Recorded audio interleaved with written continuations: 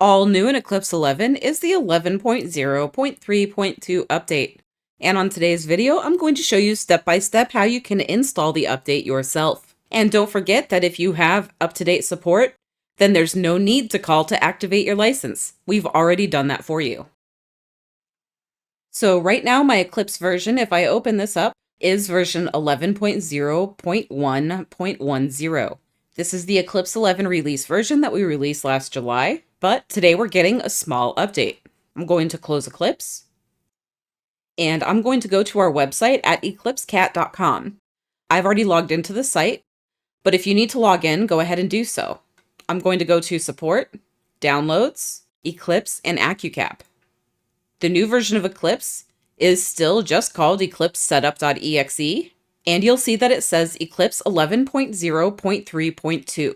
I'm going to click on this file to download it.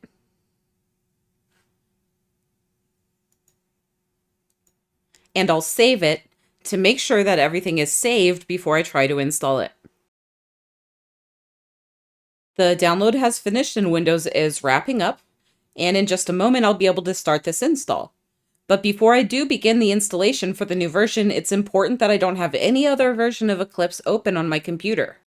So if you do have Eclipse open, make sure that before you start this process, you just close out. I'm going to click Open File, and next I'll follow all of the prompts for the installer once they appear. First, I'm going to choose the language I wish to install Eclipse in. I'm going to choose English and press OK. I'll choose Next. I'll accept the terms of the license agreement and Next. Unless I've previously changed the install location of Eclipse, I don't need to make any modifications here, and so I'm going to click Next.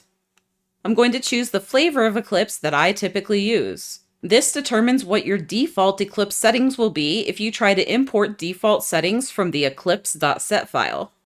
I'm going to choose Eclipse and choose Next. And next in the installer, I have the option to choose any previous versions that I'd like to keep installed on this computer.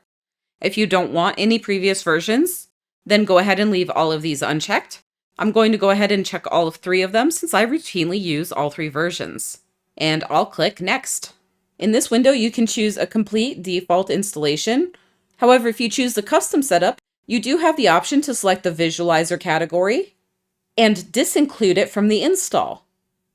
You might want to do this if you use one computer for real-time that has a very small hard drive. And so on the computer where you do real-time, you may not need the visualizers, but on the computer where you do your editing, you may want them instead.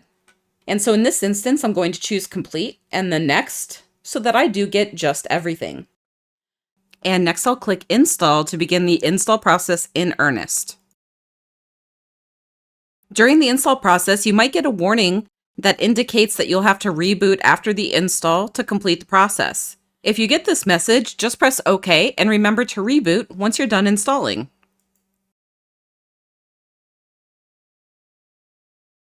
Once the installer has finished, you'll have the option to play the What's New video and also to launch Eclipse 11. If you already had Eclipse 11, this new update is going to play the same What's New video as you had in the original 11. And that video is always going to be available within the visualizer player inside of Eclipse. I'm going to uncheck that, but I will choose to launch Eclipse 11. And I'm inside of Eclipse, and I see that at the top I now have the new version 11.0.3.2, and everything is updated and ready to go. However, I did get a message reminding me that I need to reboot. So now that I'm all done with my update process, I'm going to reboot my computer and then get back to work. Now that the new version is installed, you can find the changes under Support, New Version Changes. In future videos, we'll go over all of the additional new features and changes that have been added in this update. Don't forget that Advantage Software offers anytime support. Tech support can be reached with any question, anytime, including weekends and holidays at 772-288-3266. Email support is also available at support@eclipsecat.com. Thank you for watching this video. Please hit the thumbs up button, subscribe to our channel, and turn on notifications so that you'll be notified when we publish new content in the future. Thank you so much and have a great day.